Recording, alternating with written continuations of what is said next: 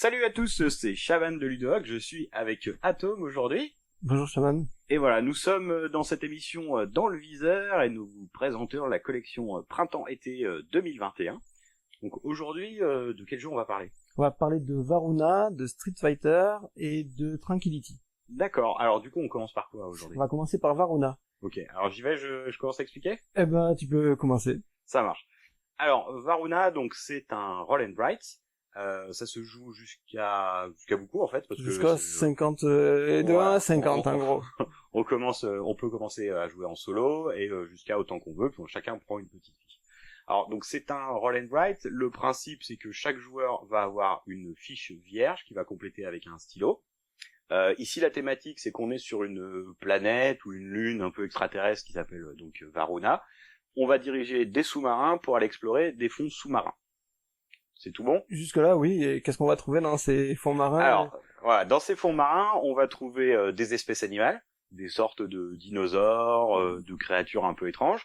Et l'objectif, ça va être de gagner des points de victoire de plusieurs manières, en allant explorer ces fonds sous-marins, en gagnant des bonus, en améliorant un petit peu aussi notre sous-marin, en faisant certaines actions, et puis en découvrant des espèces animales. Alors c'est un jeu qui est assez complexe, on va revenir un peu dessus. Juste au niveau de la mécanique, le principe c'est qu'on va avoir 13 tours qu'on va jouer, on va avoir 5 piles de cartes de différentes couleurs, qui correspondent à différents types d'actions, et à chaque tour, on va révéler une carte de chacun de ces paquets. Il y a 13 cartes dans chaque paquet, donc ça correspond aux 13 tours de jeu, et une fois qu'on a révélé les cartes, les joueurs vont cocher sur leur plateau, sur leur petite fiche ici, en fait, des éléments qui correspondent à l'action qu'ils ont choisie. Je la tiens à l'envers. Voilà, c'est mieux. Voilà. Donc on va vous montrer un petit peu des images du jeu. C'est un jeu où on va avoir pas mal de choix. On va devoir, à chaque fois qu'on choisit une carte, choisir l'action principale. Et on va avoir aussi, en fonction de la carte qu'on a choisie, une coche à faire sur notre plateau qui va nous débloquer des nouvelles actions qui peuvent être un peu exponentielles en termes d'effets. On va devoir gérer nos stratégies, sachant que voilà, on trace des traits pour descendre plus bas, on débloque des endroits où on va pouvoir observer des créatures, on colorie des créatures pour essayer de les observer pour gagner des points. Il va y avoir des courses sur certains éléments qui sont des objectifs à atteindre, celui qui a découvert tous les types de créatures d'un seul type, celui qui a débloqué certains bonus, il y a des objectifs à atteindre, etc. Je crois que j'ai à peu près tout dit, il y a des points que tu veux... C'est à peu près ça, mais en fait, la mécanique est intéressante parce que il y a un système on choisit une carte pour son effet, mais donc ça, on a le choix parmi 5 cartes toujours, et après, comme on coche ce côté exponentiel, on va pouvoir faire une action, ça en fait, on le maîtrisera toujours.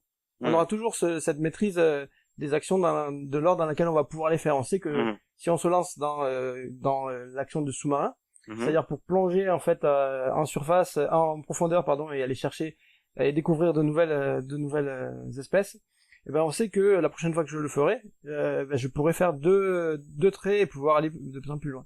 Tout à fait. Et du coup voilà, ouais, on a l'action sous-marin comme tu le dis. La première fois qu'on va cocher une case dessus, on va déplacer d'un, puis 2, puis 3, puis 4, c'est ça ? C'est ça, oui, tout à fait. On a aussi le sonar, on a le fait de pouvoir je sais pas comment ça s'appelle, améliorer son sous-marin, oui. Ouais, améliorer son sous-marin. On coche des petites cases dans des grilles qui nous permettent d'avoir des petits bonus ou maximiser certaines actions quand on refera, comme par exemple l'action du sous-marin.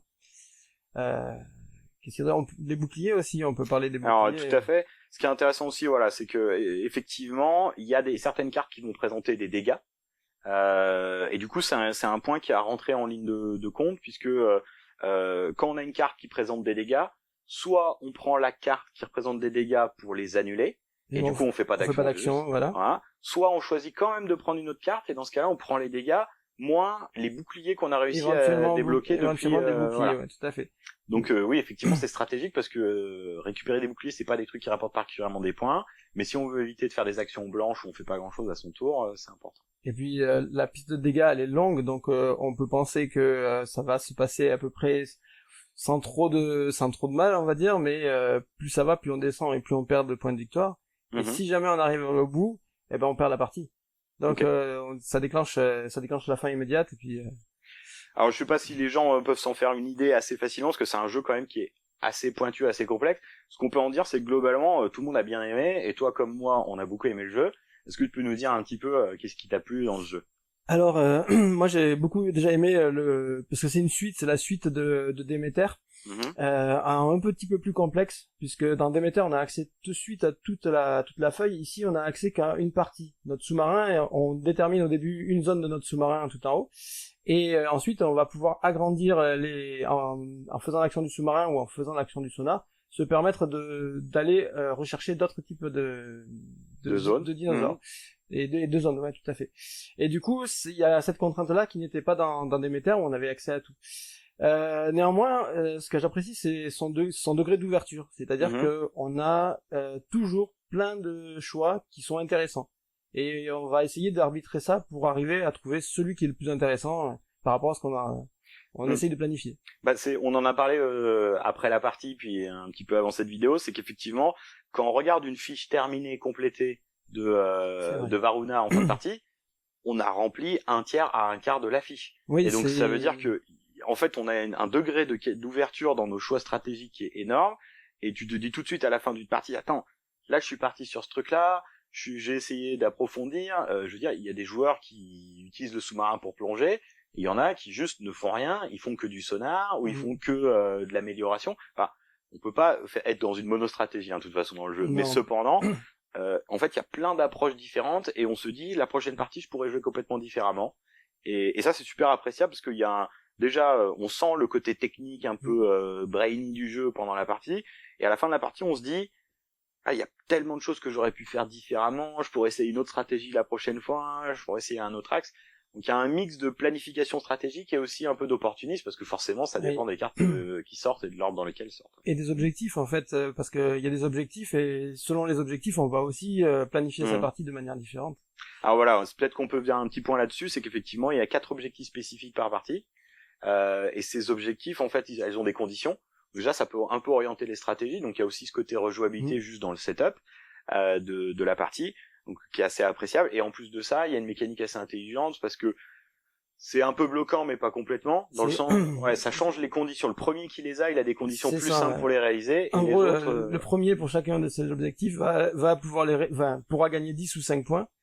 Néanmoins, une fois que lui il l'a fait, les autres pourront toujours gagner ces 10 et 5 points, mais au lieu d'avoir, mettons, je sais pas, 6 poissons, mais il faudra qu'ils en aient 7 pour arriver à... Et du coup, c'est un peu plus difficile. Alors, il y en a, ça va pas les déranger parce que ils avaient cette stratégie-là et ça posait pas de problème.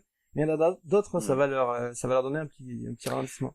Là, ça, c'est un point, moi, qui m'a bien plu parce qu'en fait, dans des jeux comme ça de roll and write, il y a pas toujours ce niveau, ce niveau d'interaction qui peut nécessiter quand même qu'on surveille ce que font les autres. Nous, pendant la partie, c'est arrivé plusieurs fois qu'il y ait quelqu'un qui dise j'ai fini cette espèce ou j'ai fini cet objectif, et qu'il y ait quelqu'un qui dise non, pas maintenant. Effectivement, c'est vachement plaisant d'être là, on se dire ok, bon déjà on est quand même un peu concentré sur notre fiche vu la complexité, mais de se dire je vais quand même un peu surveiller où ils en sont sur cet objectif-là. Tu me parlais aussi de l'aspect combinatoire qui t'avait bien plu? Oui, tout à fait. En fait, c'est vraiment central dans le jeu, c'est que on va pouvoir essayer de planifier ses actions pour arriver à faire des actions de plus en plus intéressantes, et de temps en temps on va débloquer quelque chose qui va nous permettre. Il y a une action par exemple, quand on la débloque, on peut faire on peut griser autant de dinosaures, enfin d'espaces dinosaures rouges que de cartes grises qu'on a déjà faites. Du coup, hop, il y a une petite montée en puissance. Mais comme cette action de sonar par exemple nous permet aussi, on peut le faire ailleurs et on peut faire un trait de dinosaure qui va nous fermer une zone, qui va nous donner aussi un bonus. Donc il y a un petit côté. Tu fais penser à ça parce que il y a cet effet one shot dont tu viens de parler. Il y a aussi dans l'amélioration du sous-marin. C'est vrai que j'avais pas pensé, mais on peut améliorer le sous-marin en se disant par exemple chaque fois que je vais plonger en profondeur, je plonge de 1 de plus. J'ajoute un. Et ça en fait moi j'ai pas beaucoup joué dans la partie que j'ai fait, et je me suis dit si tu mises sur cette stratégie, c'est clair que au plus vite faut le débloquer cette amélioration de sous-marin, parce que derrière c'est ça te permet de déployer ta stratégie. Oui, du coup tu peux vraiment tu peux fermer toutes les zones, et là effectivement. Un dernier point qu'on avait dit quand même qu'on voulait noter, c'est là on a bien dit que c'est un jeu qui est quand même technique, et il y a une sacrée courbe de progression. À côté du score, il y a 3 valeurs qui sont des valeurs indicatives de performance. Tu te dis autour d'une 30aine de points t'es pas top. C'est en couleur, c'est ça. Une 50aine t'es moyen, et bon t'es au-dessus de 75. Oui, c'est ça. Nous, la partie qu'on a fait, on n'avait pas tous le même niveau, et il y a une personne qui avait déjà fait des parties et nous a éclaté. alors que moi j'avais l'impression de faire une super partie. J'étais 20 points derrière quand même sur 70, une cinquantaine de points, une quarantaine pour les derniers. C'est impressionnant en fait. Ouais. Oui, effectivement, une fois qu'on connaît le jeu, qu'on arrive à maîtriser un petit peu la feuille, parce qu'il faut visualiser les espèces de petites combos qu'on peut mettre en place, effectivement, on arrive à augmenter assez fortement ses points. Okay. Ça c'est quand même intéressant, mais du coup, ça me permet de rebondir sur le fait que c'est un jeu quand même qui est expert. À force de jouer à des gros jeux, on se rend pas trop compte. Moi, c'est un poil plus difficile que Demeter, mais même ce petit niveau supplémentaire, j'ai vu une partie qui se jouait tout à l'heure, et avec des joueurs qui étaient pas forcément aguerris à ce niveau de jeu. Et j'ai vu qu'il y avait un gros gap quand même. Parce que là tu t'es dit moi j'aurais vraiment pas fait ça par exemple. Non, c'est parce que je voyais bien qu'il se triturait le cerveau et que il savait pas trop où ils allaient. C'était plus dans ce sens-là. Ouais, mais c'est vachement intimidant quand t'es devant la feuille. C'est très intimidant, ouais.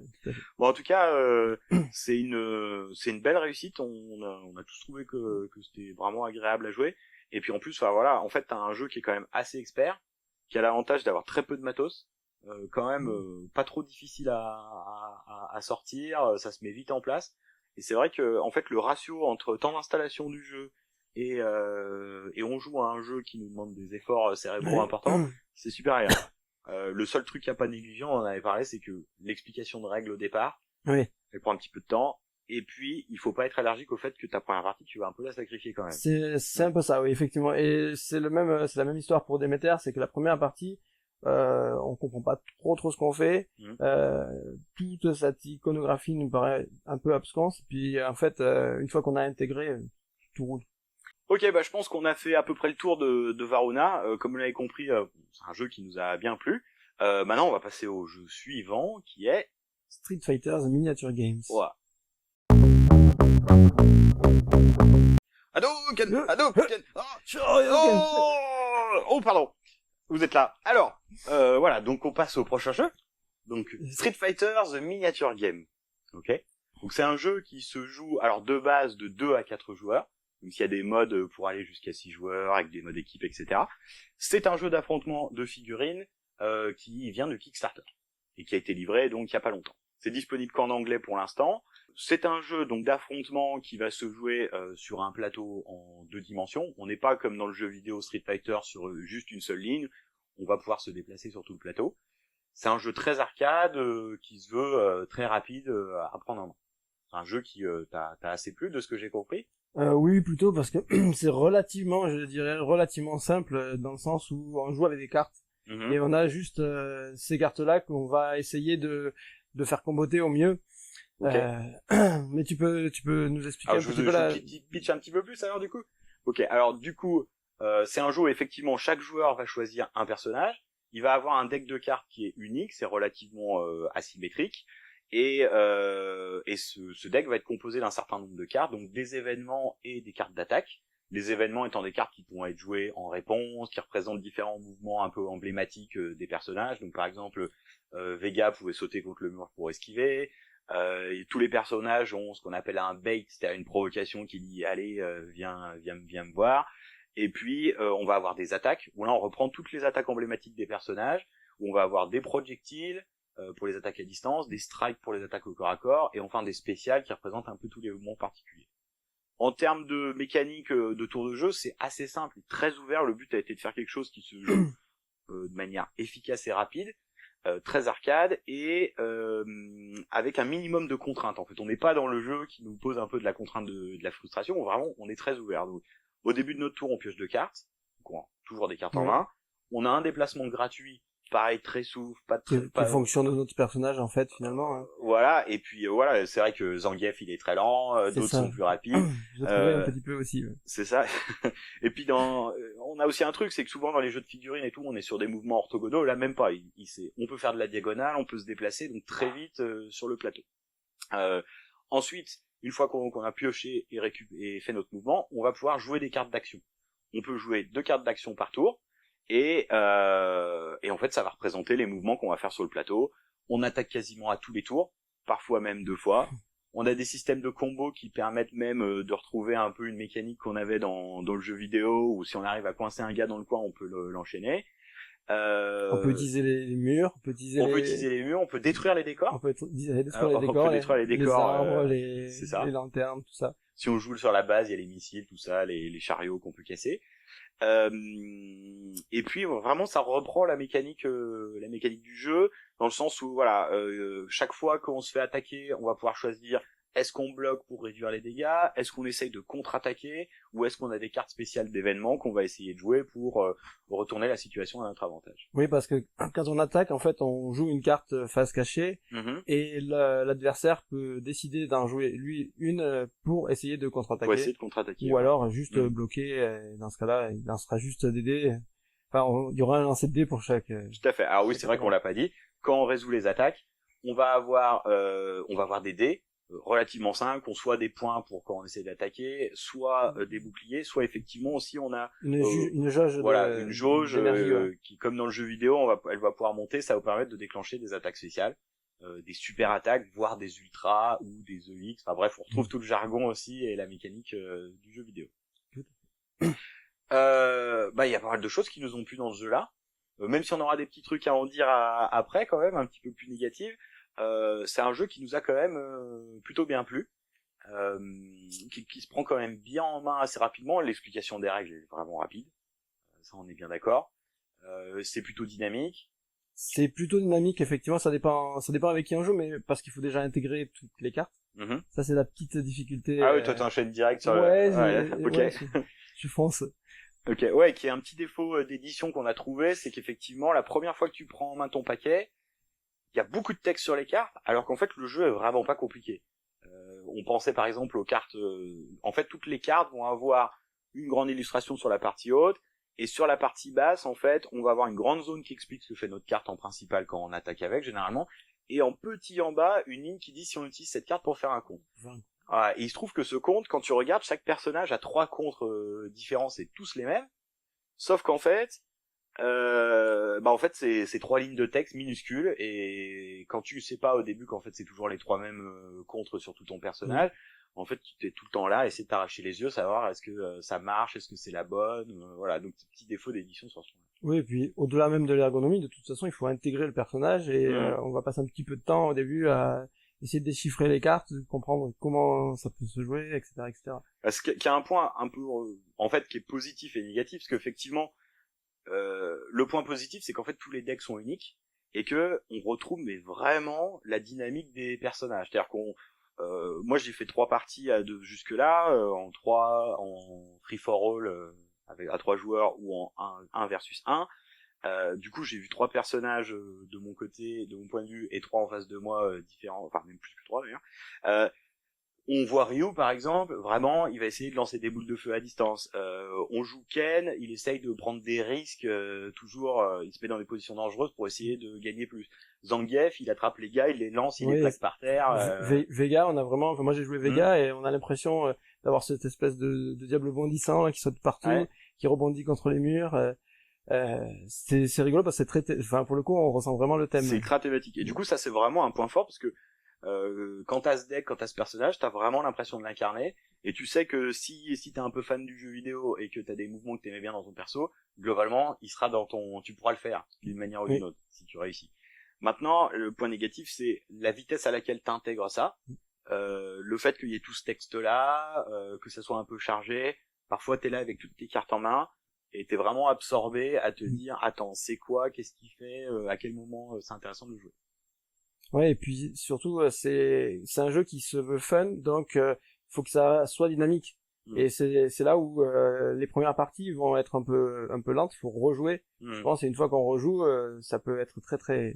Bah, toi tu disais que t'en as fait 3, c'est ça? J'en ai fait 3, ouais. Et du coup maintenant tu dois avoir un peu plus l'habitude, et si tu tombes sur des joueurs qui le connaissent, tu peux faire des enchaînements. Ouais, surtout si je tombe sur des joueurs qui le connaissent pas. Oui.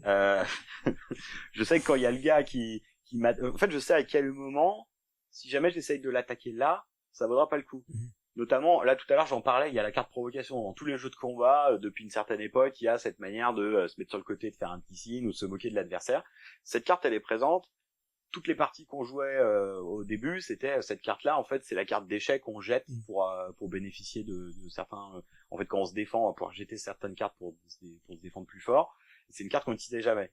quand on commence à se rendre compte que quand on veut épuiser les cartes de l'adversaire au point de l'ascendant, ça commence à valoir le coup de jouer cette carte-là, alors qu'il n'en a pas un bénéfice direct de lui faire des dégâts, on commence à passer à un certain niveau de compréhension du jeu qui donne un vrai avantage sur les autres, quoi. Et voilà, c'est une courbe de progression. Pour moi, c'est un point positif du jeu. C'est complètement un point positif, ça, c'est sûr. C'est justement, c'est ça. Faut rejouer pour vraiment profiter, à mon avis, du jeu. Alors, est-ce que tu as bien progressé lors de ta deuxième partie? Parce que Vega, il me semble qu'il a pris cher un peu quand même. Ouais, on va dire que je suis tombé sur un Zangief qui m'a lancé contre les murs et contre Ryu. Donc c'était pas évident. Et Ryu qui m'a aussi, enfin on s'attaque tous, c'est du free for all, donc effectivement on s'attaque tous second tour. Même au bout d'un moment on s'attaquait que sur toi, et ça marchait même pas. C'était trop tard. C'était trop tard. Alors ouais, il y a une mécanique qui pour le coup est assez rigolote en free for all là. Il y a des modes équipe, il y a des modes 1v1. C'est pas du tout la même dynamique. Cela dit, sur les deux parties qu'on a fait en free for all, je trouvais quand même que ça marchait pas trop mal. Ils avaient un système de jetons qu'on donne à celui qui s'est tapé. Ce système de rattrapage, c'est ça, et qui évite qu'il y en ait un qui se passe un peu trop enchaîné par deux autres. Et bah ça marchait plutôt bien en fait. Oui, parce qu'en fait, ce système de jetons, en gros, chaque fois qu'on se fait taper, on récupère un jeton. Si on aura envie, forcément, quand on va attaquer un adversaire, de taper à notre joueur. Sinon, nos coups vont moins donner. C'est ça, ouais. Et puis en plus, si on fait pas de dégâts, on peut pas comboter. Oui, aussi, c'est vrai. Et du coup, on est moins efficace. C'est vrai que déjà, quand on n'arrive pas à placer ses attaques et qu'on veut faire un combo et qu'en plus on le rate, c'est encore plus ralent. D'ailleurs, le système de combo, on en parlait. Pour ceux qui connaissent Nightfall, le jeu de deck building, un jeu où en fait il y avait des symboles qui étaient sur les côtés des cartes qui permettaient quand on jouait une carte d'en enchaîner deux. On trouve une mécanique de ce type-là dans Street Fighter, où ça a été inspiré un peu de ça. Je sais pas si c'est de ce jeu spécifique ou d'autres, c'est pas le seul, loin de là. Mais du coup, effectivement, on va avoir des petits symboles qui sont sur le côté gauche et droite des cartes qu'on joue. Et donc, du coup, effectivement, on a tendance progressivement à trier un peu notre main pour se dire, attends, ça marche, ça va bien comboter comme ça. Et on a quelque chose de très visuel où on se dit, ok, si j'arrive au corps à corps à le faire sauter en l'air, derrière, je peux le rattraper, le lancer, puis sauter en arrière et lui lancer une boule de feu. Et en fait, c'est assez jouissif de se dire, j'ai réussi à faire ce truc-là, juste pour le fun, même si, bon, ça fait pas trop de dégâts. Généralement, ça en fait quand même, hein. Ouais, je crois que sur une de tes attaques, j'ai dû perdre 14 points de vie. Sur 25, c'est pas mal. Voilà. C'est Zangief. Ça pose les choses. Ça pose les choses. Par contre, bon, on a noté un certain nombre de petits points négatifs qu'on avait à remonter sur le jeu. Là, c'est le moment qui un peu qui fâche. Je te lance, vas-y, tu commences. Ben déjà, Street Fighter, ça date. Donc on a changé d'époque, on va dire. Donc on a des personnages féminins très sexués. Donc il faut enfin c'est le, je sais pas comment dire ça, c'est le. Non, mais c'est clair. La représentation de la femme dans Street Fighter. Il y a beaucoup de gens qui sont très fans, qui pensent à ce que c'était Street Fighter. On en était sûrement pas conscient quand on était tout gamin, peut-être un peu plus conscient quand on était ado, mais c'est particulier. Je pense qu'il y a un côté second degré quand même dans les personnages de Street Fighter qui s'est peut-être greffé après, qu'il y a des personnages très caricaturaux. Alors, on sait tous que Monsieur Bison, par exemple, bah, en fait c'est un nazi. Hein. Dans la version japonaise, il avait même des insignes SS. Hein. Okay. Donc il y a des côtés un peu second degré, mais il y a un moment où c'est peut-être, c'est bizarre de le revoir avec des yeux d'adulte et encore plus bizarre au moment où en fait là pour le coup tu regardes les personnages féminins. Bah, il y a un côté kitsch. Il y a pas eu trop d'évolution. Moi ça me donne un petit côté kitsch. C'est daté quoi. Enfin ces personnages effectivement hyper sexués. Genre on en voit plus aujourd'hui et peut-être. On en voit moins en tout cas. C'est clair. On en voit moins en tout cas.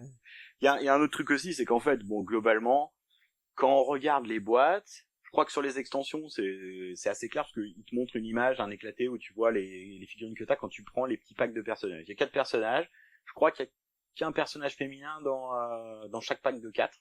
Et quand tu regardes la boîte de base plus les stretch goals, bon, clairement, je crois doit y avoir 3 personnages féminins. Dans l'ensemble en fait, je suis même pas sûr qu'il y en ait 3, il y en a peut-être que 2. Chun-Li, Camille et je sais pas si. Oui, voilà. Donc du coup, voilà, c'est sûr que il y a ça et en plus de ça, ok, il y a les figurines. C'est ce que tu me disais aussi. Et puis il y a les illustrations sur les cartes quoi. Et oui, mais c'est parce qu'aussi ils ont dû respecter la volonté de Capcom qui est assez.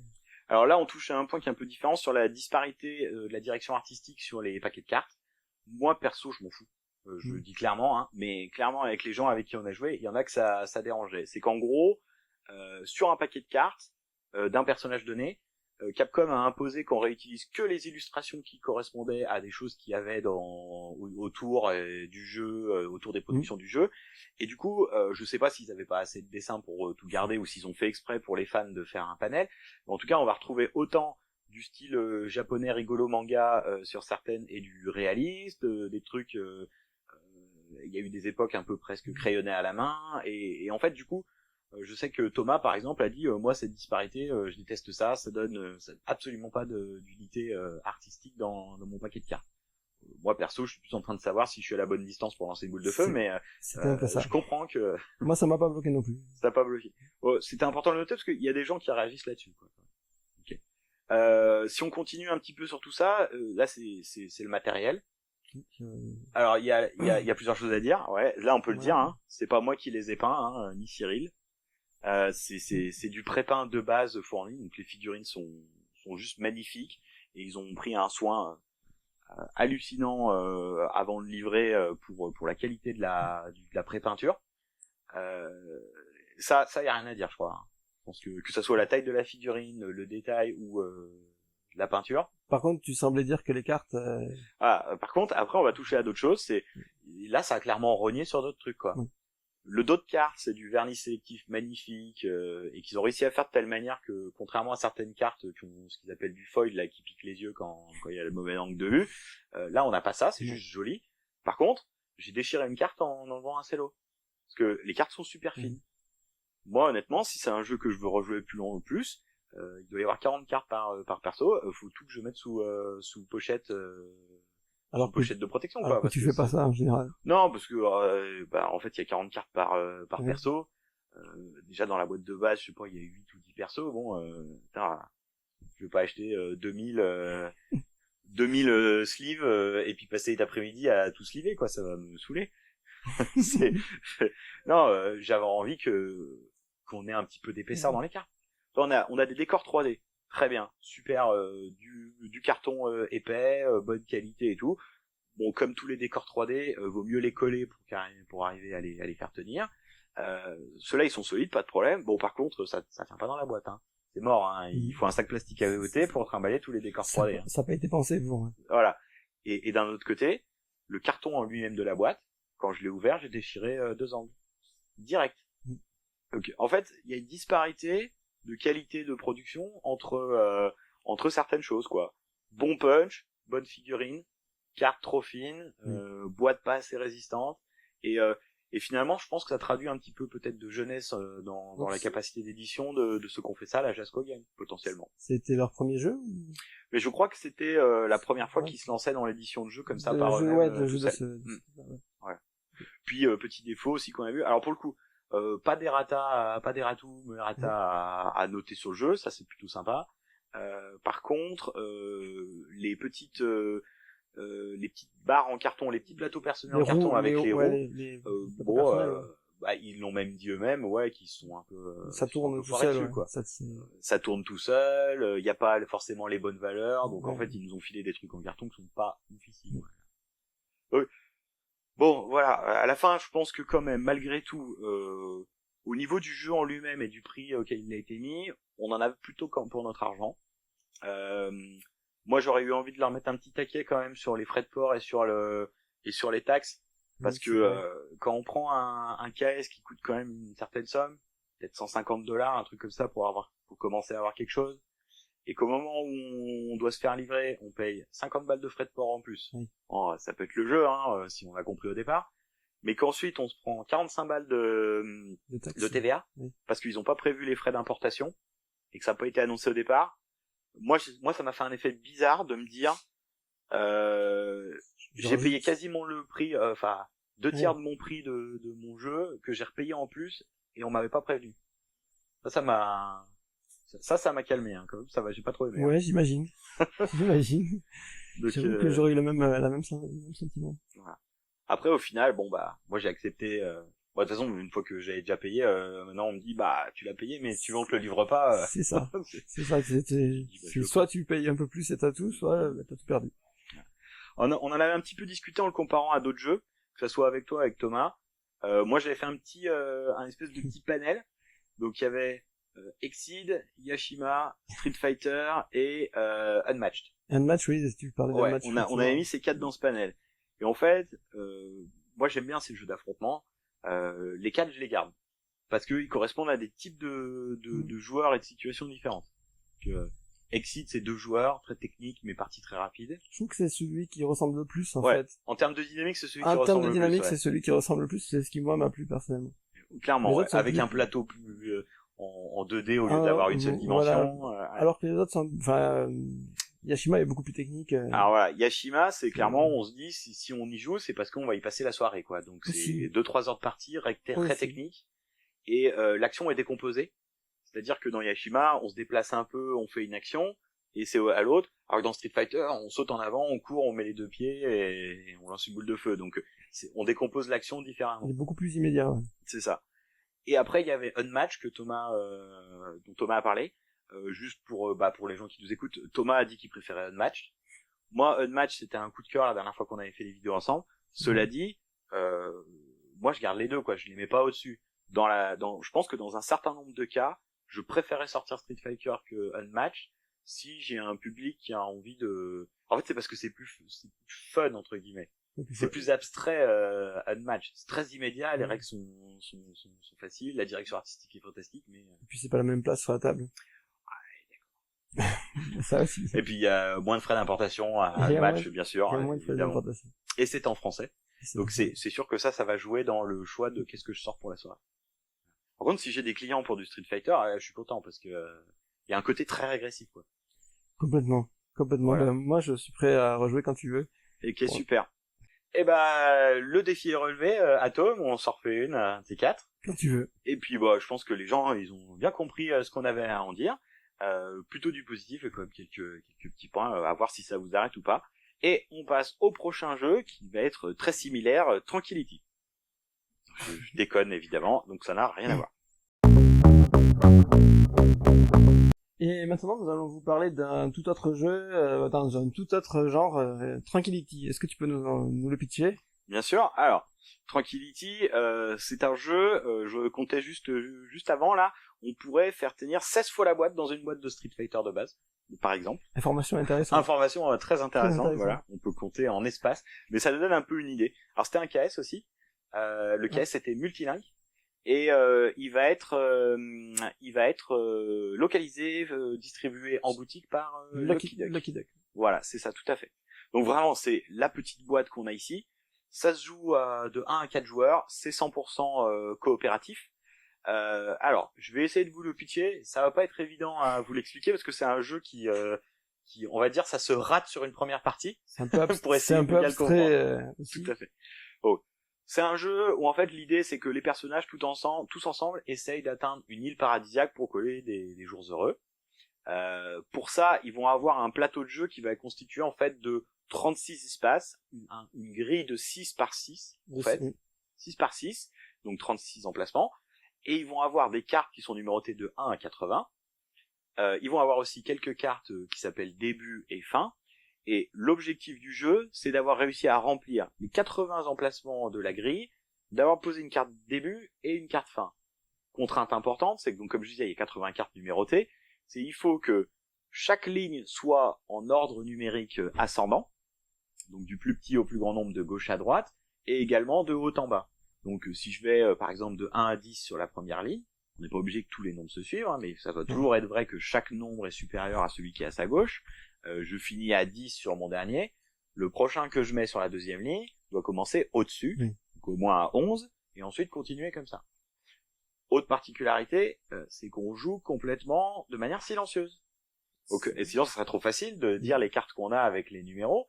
Donc en fait, on ne doit pas parler, et on doit jouer intelligemment. Voilà, c'est un peu l'idée. On dit souvent que réfléchir c'est tricher, mais voilà, il faut le faire quand même un peu. Ouais, déjà arriver à ne pas parler du tout.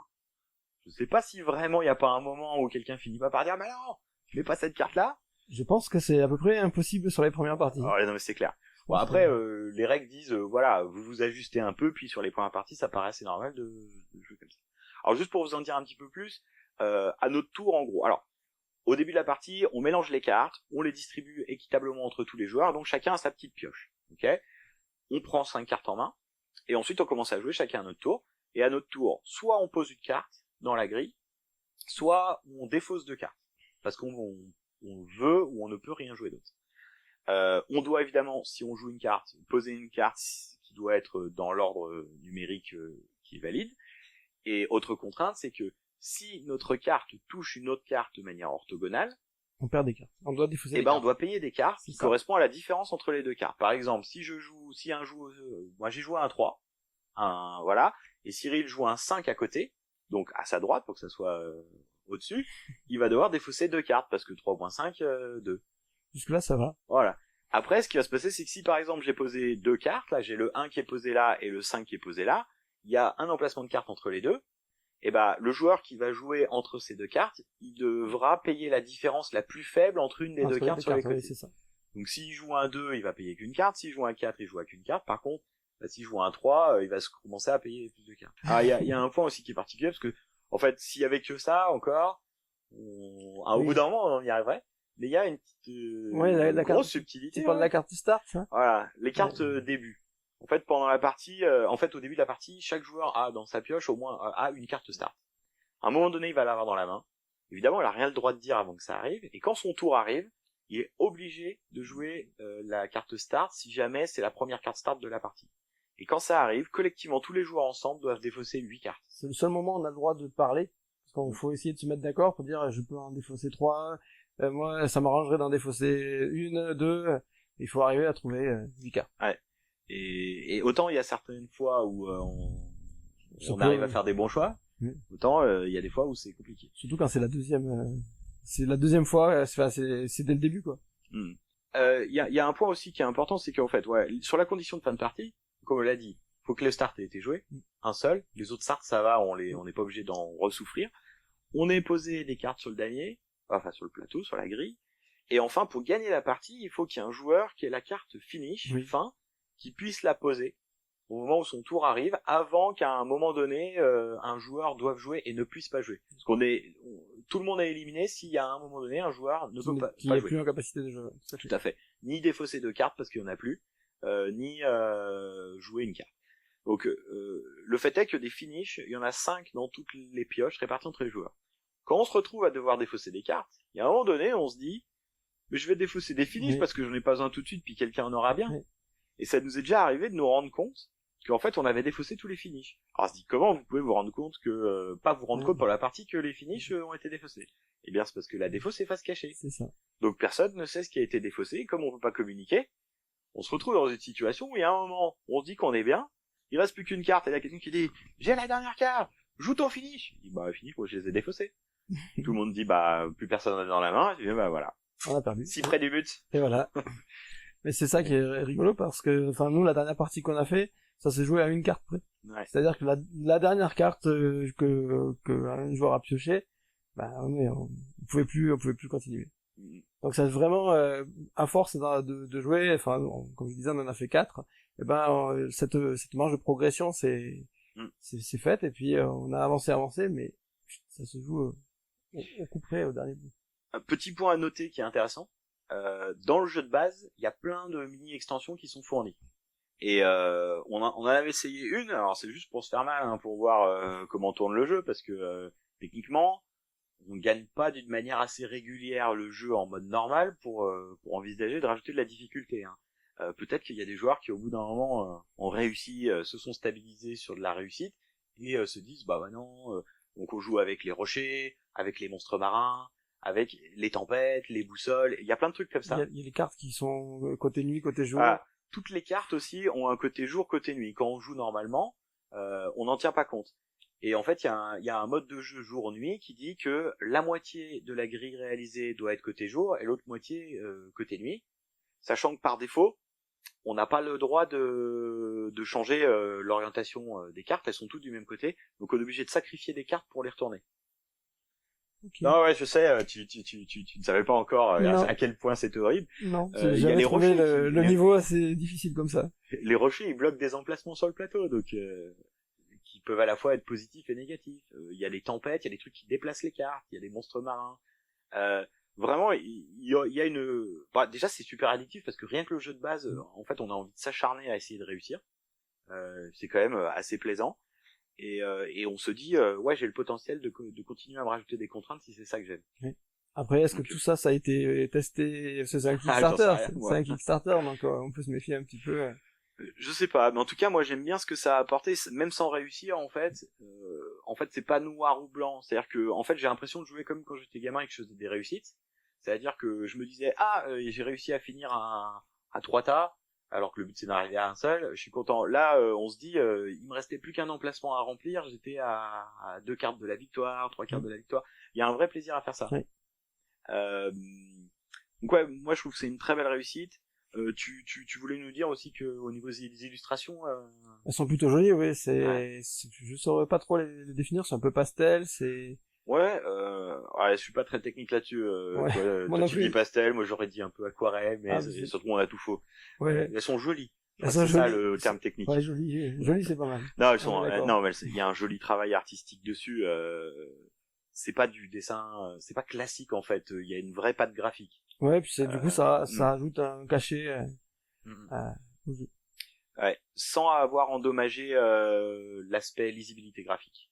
C'est vrai. Important. Un point important, et puis on le voit si on va lire sur BGG, c'est que la qualité des cartes est géniale. Franchement, c'est une belle épaisseur, tu sens que tu vas pas les abîmer. Ça fait plaisir. C'est hyper compact et voilà. Alors, je sais pas si le Kidog va le faire. Il y avait quelque chose qui était dans le caisse, qui était le tapis néoprène. Mais donc le tapis néoprène, je sais pas s'il arrivera. Il est quand même assez pratique pour le coup. C'est un de ces jeux où il est pas si accessoire que ça, dans le sens où vraiment, comme on est sur une grille dans l'espace, le fait d'avoir ce tapis néoprène, déjà qui fixe un peu les cartes qui bougent pas et qui met les embranchements, ça aide les gens à visualiser où se positionner. Donc il est pas si inutile. Par contre, ce qui est rigolo, c'est quand même le jeu, il est grand comme ça. Le tapis néoprène, il est grand comme ça, hein, donc c'est rigolo. Faut accepter l'idée que en fait, on est quand même sur le tapis néoprène qui fait 10 fois la taille du jeu du jeu. Cela dit, pour une fois, c'est un de ces cas où moi j'ai trouvé il avait vraiment du sens le tapis néoprène. Oui, effectivement, parce que souvent quand on positionne sa carte, on est obligé de recalibrer, c'est-à-dire où c'est d'évaluer dans l'espace. Ouais. Et ça, c'est sûr que là, pour le coup, le tapis, il poserait pas ce problème. Après voilà, je vois dans tous les jeux dont on a parlé jusque-là, on avait un petit mot à dire quand même positif, négatif. En fait, celui-là, je crois qu'on a dit du positif. Oui. Après, on s'est tellement fait rouler dessus par le jeu, vu qu'on n'a jamais vraiment gagné sur ce week-end-là, en tout cas, que la question que tu as posée sur l'équilibrage, il est là. Sur l'équilibrage sur les extensions. Sur les extensions, ok. En tout cas, moi j'ai bien aimé que le jeu me fasse comprendre qu'il fallait un petit peu d'humilité pour le gagner. Hein. Oui. C'est sûr que le jeu est exigeant, il attend beaucoup de choses de nous. Il y a potentiellement quand même un peu de chance au niveau du tirage, hein, même si, de mon point de vue, à mon avis, il y a un moyen d'arriver à contrôler et à estimer les choses. On n'est pas à l'abri que vraiment il y a un enchaînement de pas de bol et que j'en sais rien, on se retrouve avec une série de cartes qui sort sur une même personne, ce qui va rendre très compliqué la situation pour le jeu, pour qu'on ait une chance de gagner. Maintenant, je crois que le jeu, en fait, quand on commence une partie sans s'être briefé un peu ou avoir réfléchi à comment il fallait jouer, on fait vraiment tellement des mauvais choix et on fait tellement n'importe quoi. On sait que la partie est pliée au bout de 3 tours que, en fait, ça nous fait penser un petit peu, c'est toi qui me le disais, à The Mind et à Yokai, c'est ça parce que oui, parce que on finit par établir des codes, des petits codes, des codes, des bases de compréhension et petit à petit on joue de mieux en mieux, on se comprend sans avoir besoin de parler, même si on parle toujours. Mais on arrive à se comprendre, ne serait-ce qu'en posant une carte. On sent bien la petite tension qui se crée dans le jeu au regard, ça c'est voilà. Alors moi je suis pas 100% d'accord avec ce que tu viens de dire dans le sens où sur la communication, The Mind c'est vrai qu'il y a une espèce de communication implicite, un truc comme ça, mais là enfin moi perso, c'est peut-être moi, hein, j'ai jamais joué avec le fait que j'essayais de voir les micro tensions ou hésitations d'une personne qui pose une carte. Par contre, le jeu attend de toi que tu essayes de percevoir l'espèce de logique qui va se créer entre le groupe et de stratégie sans pouvoir en discuter. Et je retrouve cette capacité à essayer de comprendre le rythme qu'il y a dans The Mind, mais plus que le rythme et que la communication implicite, c'est comprendre la stratégie implicite qui se crée naturellement. Et je disais surtout dans le sens où, de temps en temps, quand on va jouer, je sais pas, une carte à un endroit, on va sentir qu'il y a un joueur qui a le Qui frétille. qui frétille, ouais, c'est ça. Mais c'est triché, c'est de la communication. C'est possible. Hein. C'est possible. Ah non, mais après, de toute façon, le jeu est assez ouvert. Hein. Totalement ouvert. Ouais. Il nous dit que au niveau de la communication, on peut s'ajuster. Ouais, je pense que si on forçait tous les gens à jouer la première fois, à chaque fois qu'il dit ouais mais attends, non mais laisse tomber. Déjà, tu dégoûtes les gens du jeu, puis ils progresseront jamais. Il y a un moment donné, on avait dit quand il y avait une nouvelle personne qui est venue à la table, on avait dit attends, la première partie on l'a fait en partie commentée. Oui. C'est la director's cut commentée par l'équipe. Voilà, on explique qu'est-ce qu'il faut faire, pourquoi on l'a fait comme ça et pourquoi. Mais non, fais pas ça. Voilà. C'est un peu ça. Bon, bah je crois qu'on a à peu près tout dit hein, sur ce qu'on avait à dire sur ce jeu. Hein. Oui, tout à fait. Tout à fait. Et bah merci à Tom hein, pour cette petite discussion autour de ces trois jeux. Ça m'a fait plaisir de jouer avec toi à ces trois jeux, en tout cas complètement différents. Hein, complètement différents, effectivement. J'espère que vous avez pris plaisir à nous écouter, discuter, vous présenter ces jeux, essayer de vous partager avec vous ce qu'on en a pensé. J'espère que ce format dans le viseur avec notre collection printemps-été 2021 vous a plu. Le format étant relativement nouveau, n'hésitez pas à nous faire des commentaires sur ce que vous en pensez. Et puis si vous en voulez plus sur les jeux, n'hésitez pas à vous balader sur notre chaîne YouTube et à venir sur le site ludovox.fr. Allez, salut! Salut! À vous de jouer!